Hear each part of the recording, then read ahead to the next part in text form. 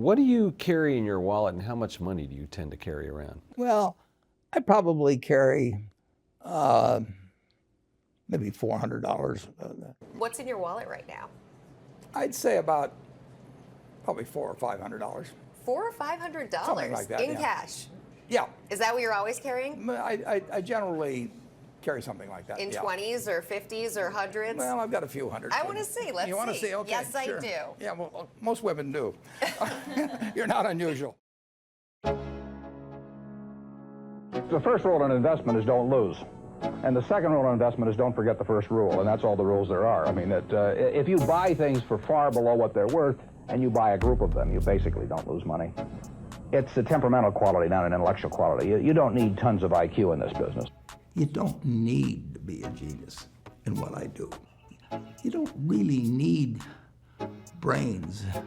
You need the right orientation.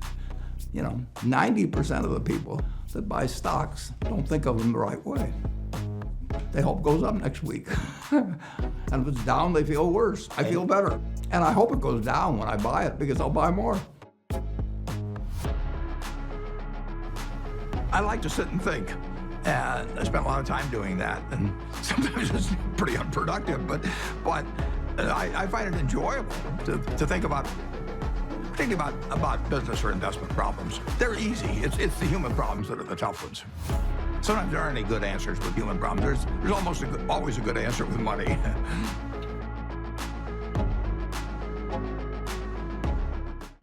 I just read and read and read. I probably read 5 to 6 hours a day. I don't read as fast now as when I was younger, but I read 5 daily newspapers. I read a fair number of magazines. I read 10Ks. I read annual reports, and I read a lot of other things too. So I've always enjoyed reading. I love reading biographies, for example. If somebody calls me about an investment in a business or an investment in securities, I usually know in 2 or 3 minutes whether I have an interest, and I don't waste any time with the ones in which I don't have an interest. I always worry a little bit about even appearing rude, because I can tell very, very, very quickly whether it's going to be something that will lead to something.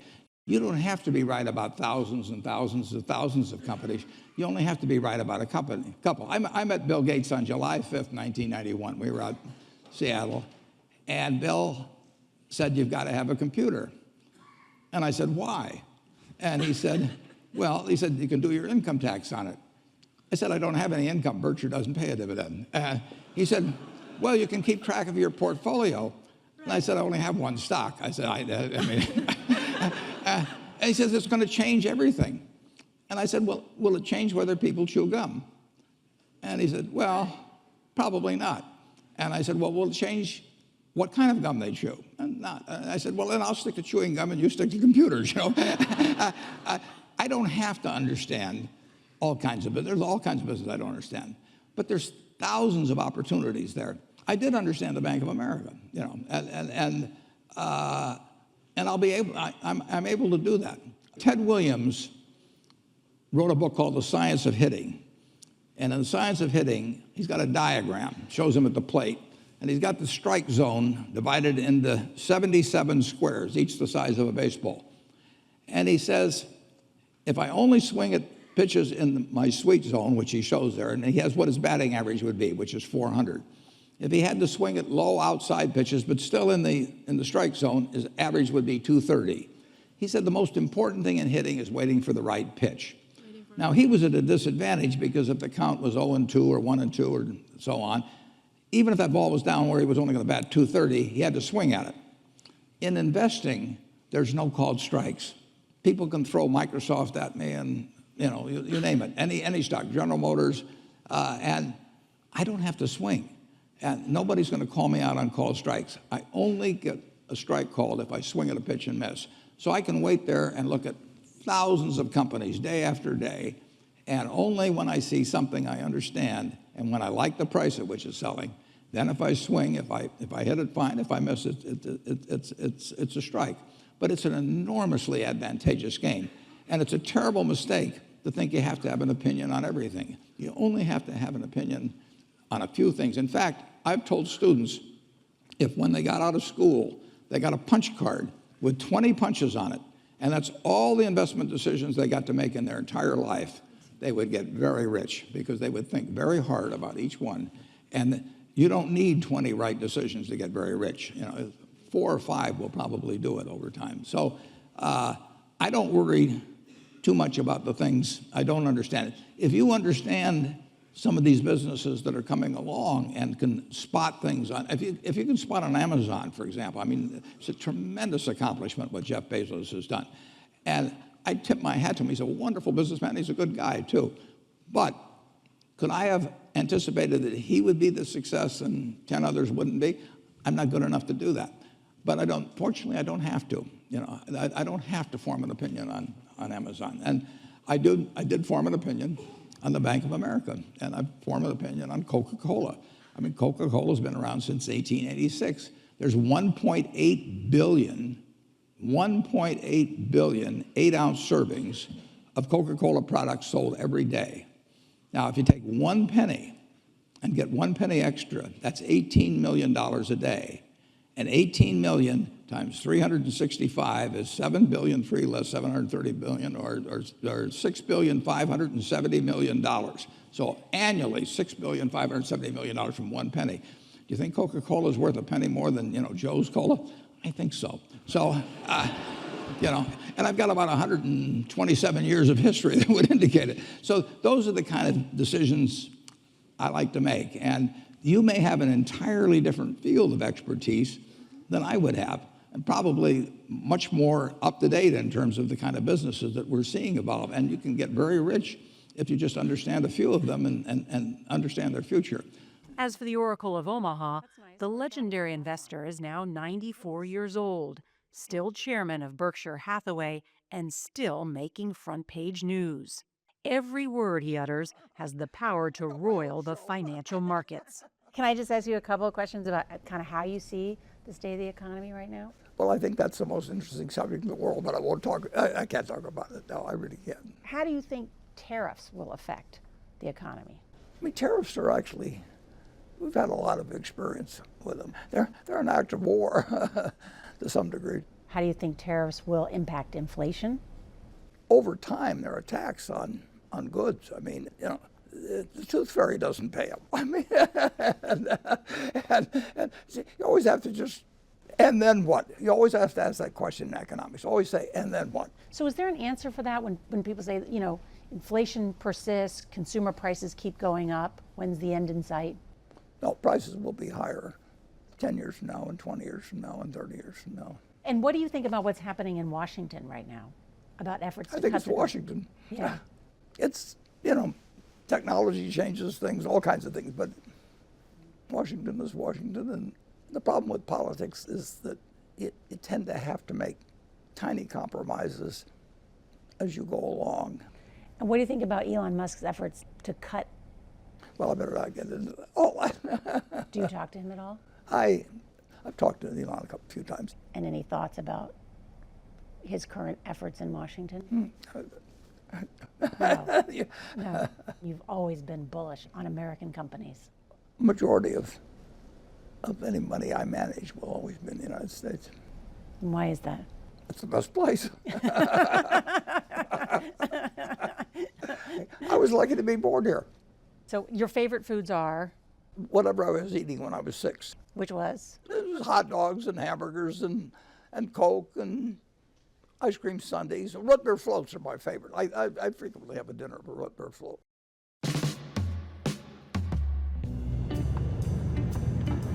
On the way to the office, it's a 5-minute drive.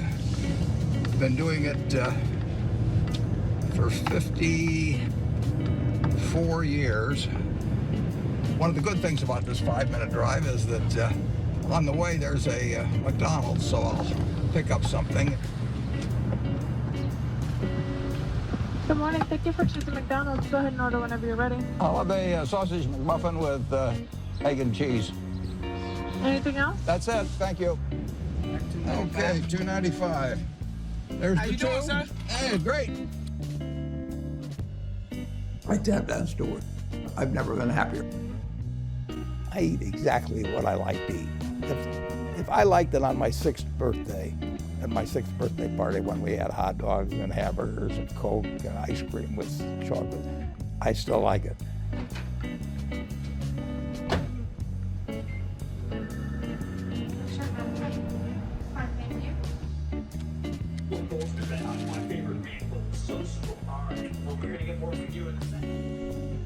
I've got the most interesting, to me, job in the world.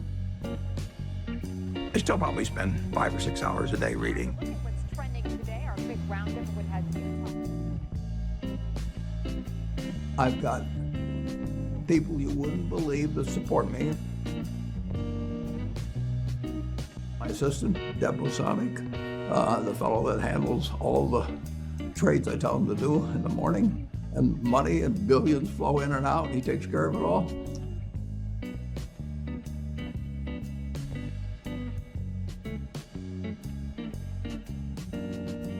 I advise students, as much as possible, look for the job that you would take if you didn't need a job. I mean, don't sleepwalk through life, and don't say it's all going to be great.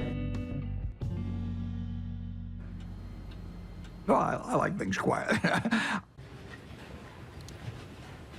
Other people do most of the decorating of the office, so various things come in. Originally, when I moved in 1962, you can see this. I went down to the South Omaha Library, and I think for $1, I got 7 copies of old New York Times from big times like the Panic of 1907. This is one, 1929, obviously. But I wanted to put on the walls days of extreme panic in Wall Street, just as a reminder that anything can happen in this world. I mean, it's instructive art, you can call it. I wrote an op-ed piece for the New York Times in October of 2008, just when the world was kind of falling apart. And I said the world is going to fall apart for a while, but don't worry about it. We're going to come out fine on the other side. And I said, buy stocks. And I've never been pessimistic about the United States. I bought my first stock in the spring of 1942. I was 11, and if you remember, you don't remember. No one watching this will remember, but we were losing the war at that time, and we were getting totally creamed in the South Pacific, and the Philippines fell, and the Death March at Bataan, and all of that sort of thing. It was not until the Battle of Midway, which was a little later, that things started turning around. But I was optimistic on the country then, and I've been optimistic on the country ever since. And incidentally, the Dow Jones average then was 117,000 now.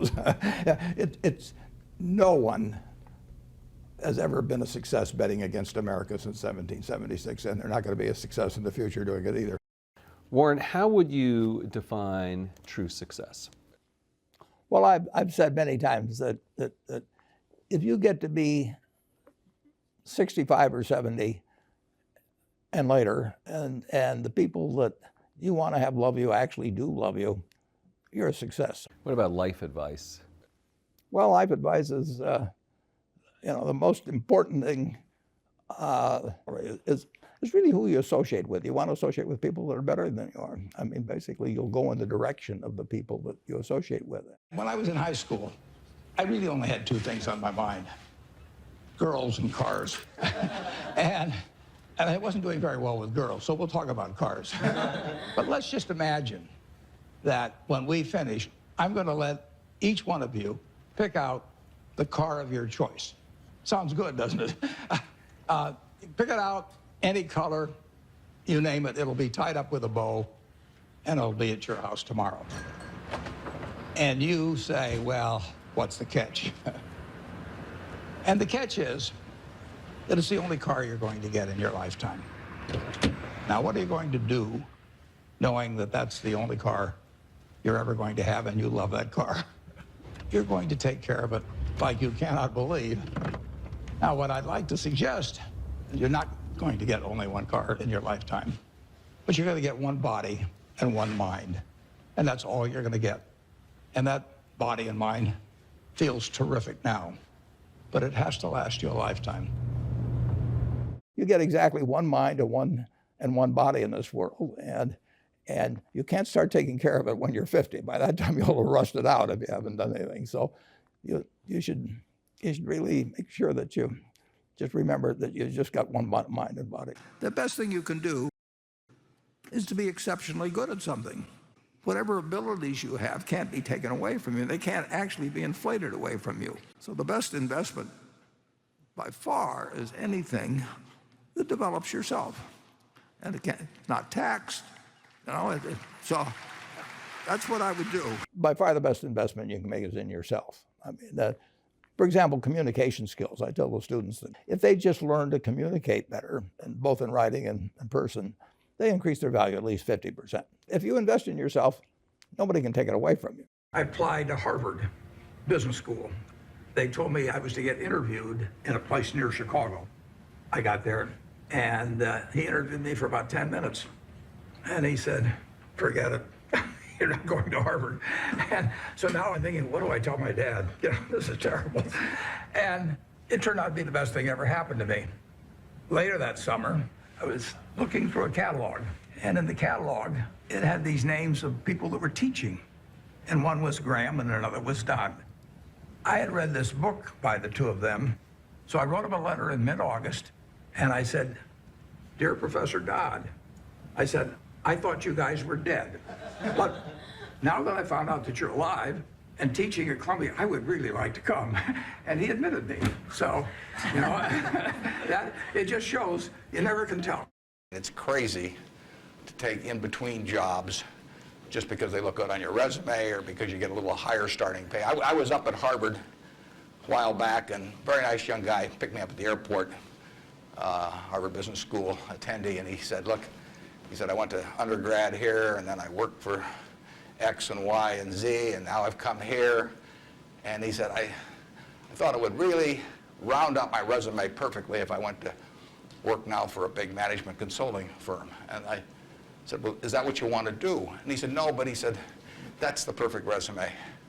And I said, well, when are you going to start doing what you like? And he said, well, I'll get to that someday. And I said, well, I said, your plan sounds to me a lot like saving up sex for your old age. I mean,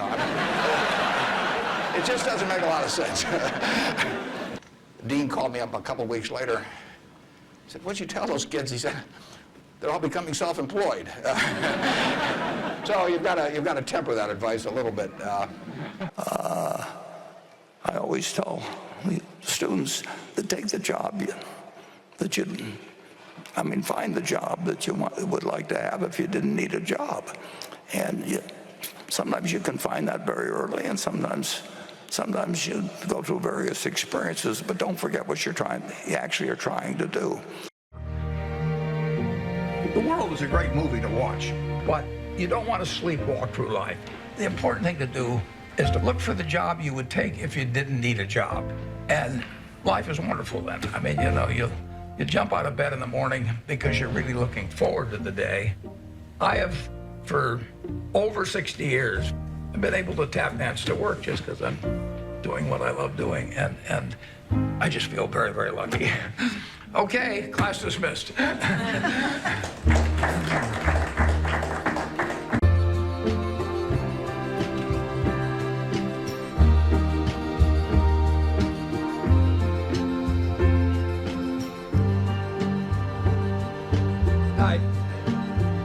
Do you fear death? No, I don't. I've had a terrific life. I feel, it's going to happen. And I have no idea what happens after it. I'm an agnostic, so it may be terribly interesting. It may not be interesting at all. We'll find out. But physically, I'm pretty well depreciated. I'm getting down to salvage value.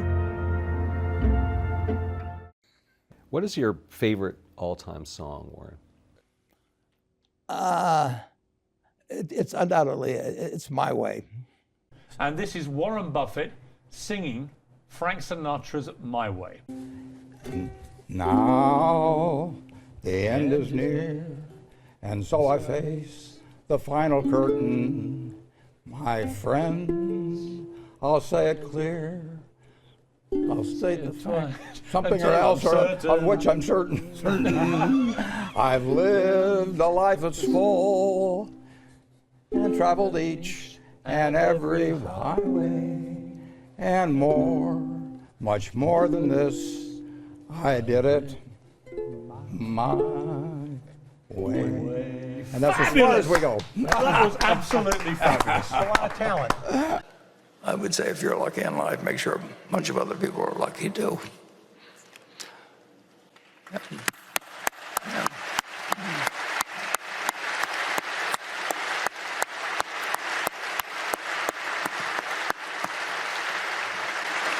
Okay.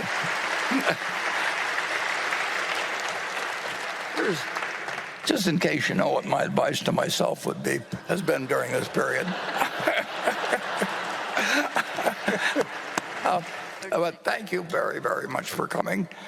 And I not only hope that you come next year, but I hope I come next year. Thank